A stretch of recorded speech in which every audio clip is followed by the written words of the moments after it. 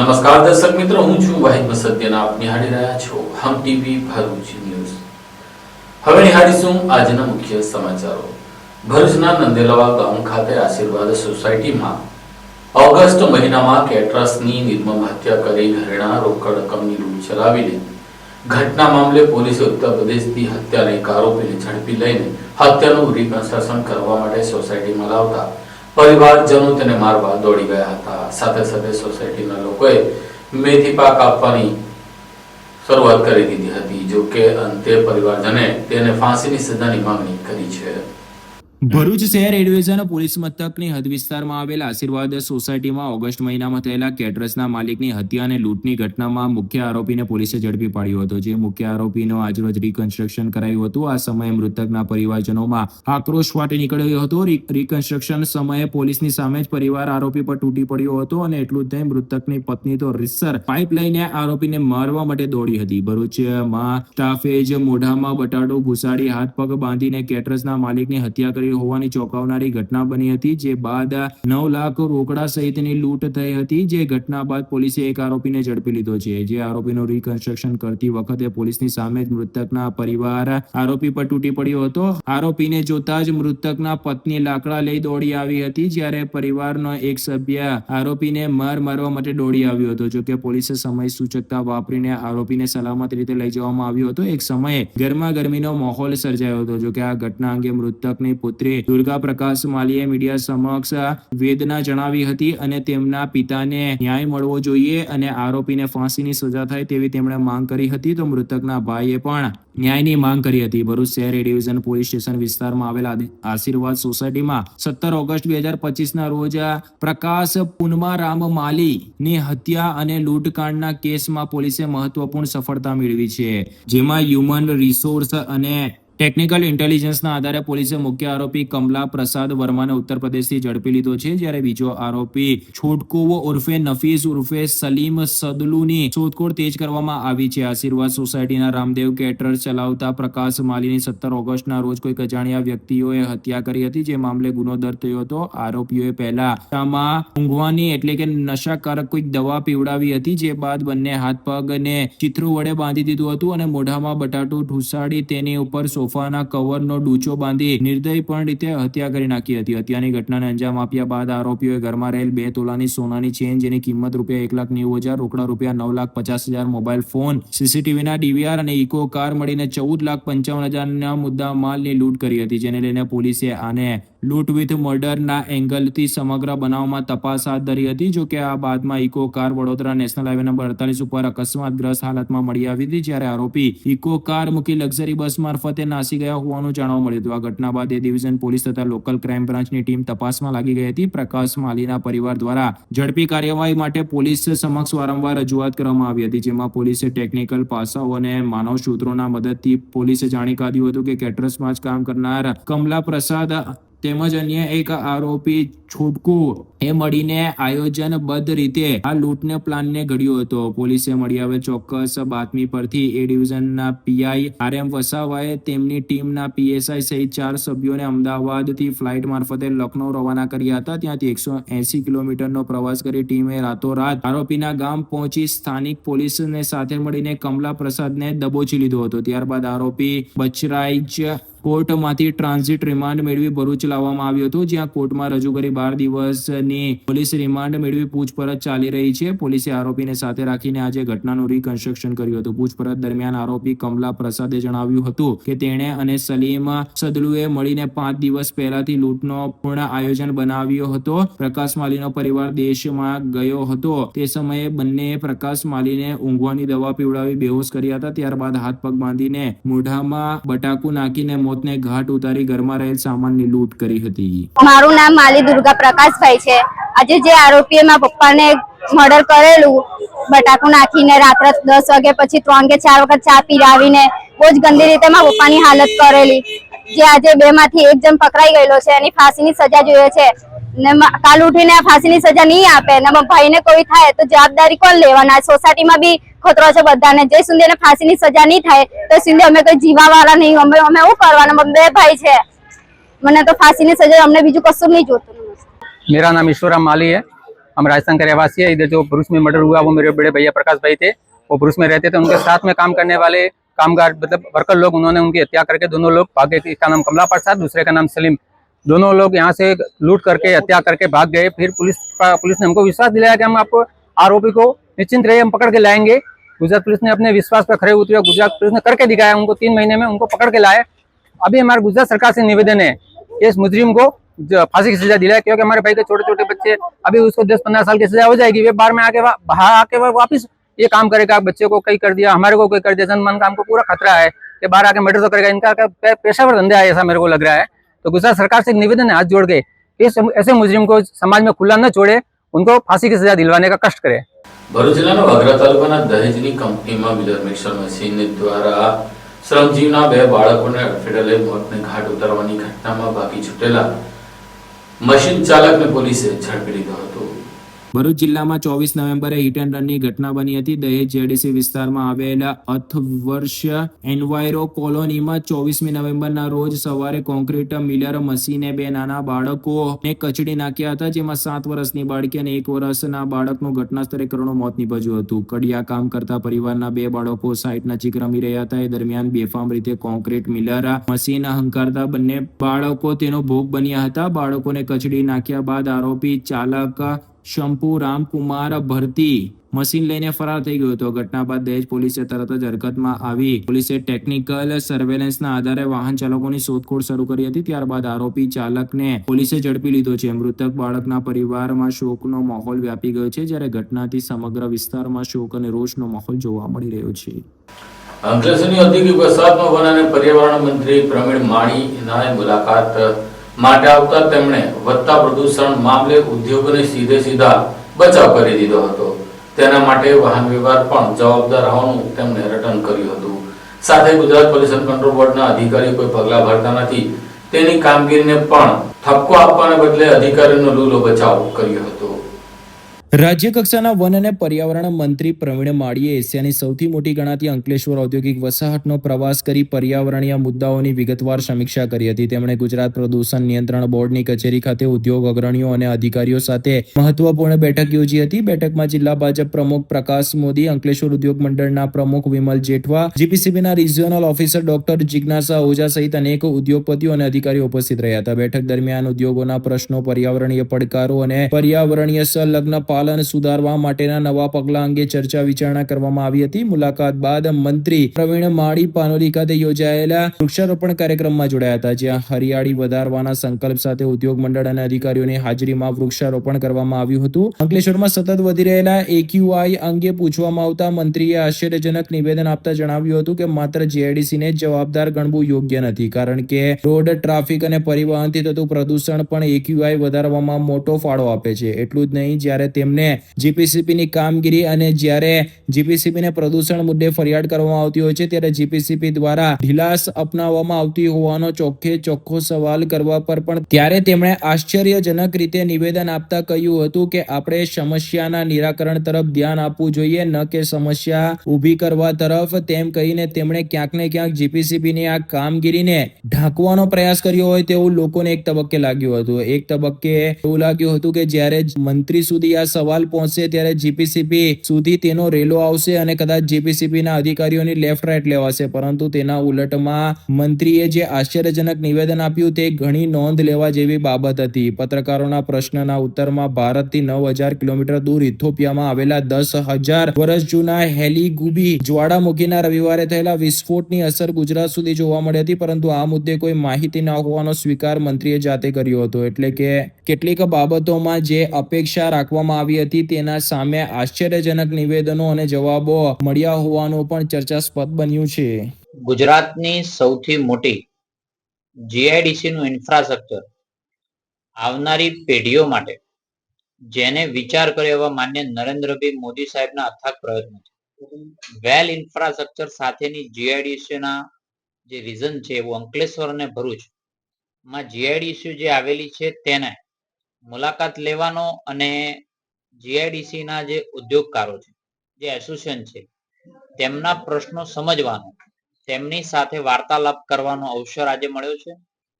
આવનારા સમયમાં 2047 સુધી વિકસિત ભારત બને એમાં વિકસિત ગુજરાતના સંકલ્પ સાથે આ ઇન્ડસ્ટ્રી આજે પણ અગ્રેસર રહી છે આખા ભારતની અંદર. ત્યારે આવનારા સમયની અંદર હોમ ઇન્ડિજિનિયસ એટલે કે સ્વદેશી ભારતના નારા સાથે આ ઇન્ડસ્ટ્રી જો આગળ વધી રહી છે, આવનારા સમયમાં જે કંઈ ઇમ્પોર્ટ થતું હોય એની જગ્યાએ આત્મનિર્ભર ભારતના સંકલ્પ સાથે આપણા ઉદ્યોગ સાહસિકો આપણા જ પ્રોડક્ટો આપણા ભારતની અંદર બનાવી અને વિશ્વની અંદર એક્સપોર્ટ કરે, તે દિશાની અંદર આજે ઉદ્યોગકારો સાથે આજે જીપીસીબીની ઓફિસે બેઠક કરી છે. નાની મોટી કોઈ એમના પ્રશ્નો છે એ પણ સમજવાનો પ્રયાસ કર્યો છે અને આવનારા સમયની અંદર જીડીપીમાં જે કોન્ટ્રીબ્યુશન થઈ રહ્યું છે એમાં વિસ્તારનો સારો એવો ભાગ આ અંકલેશ્વર અને ભરૂચનો રહે એવી વાર્તાલાપ આ જીઆઈડીસી ના લોકો સાથે કર્યો છે. સર સીઈપીટી જેવી કોમન ફેસિલિટી છે એની પરવાનગી લેવા માટે આટલો બધી મતલબ એકદમ અભિગમ સરકારનો કેમ?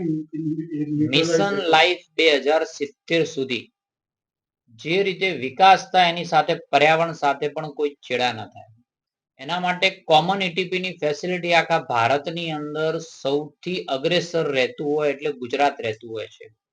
એટલે પોલ્યુશન બાબતે નો કોમ્પ્રોમાઇઝની સિસ્ટમ સાથે ગુજરાત આગળ વધી રહ્યું છે. આવનારા સમયની અંદર આજે એસોસિએશન સાથે પણ વાતો કરી છે, કેટલાક રિફોર્મ્સ કરવાના હોય.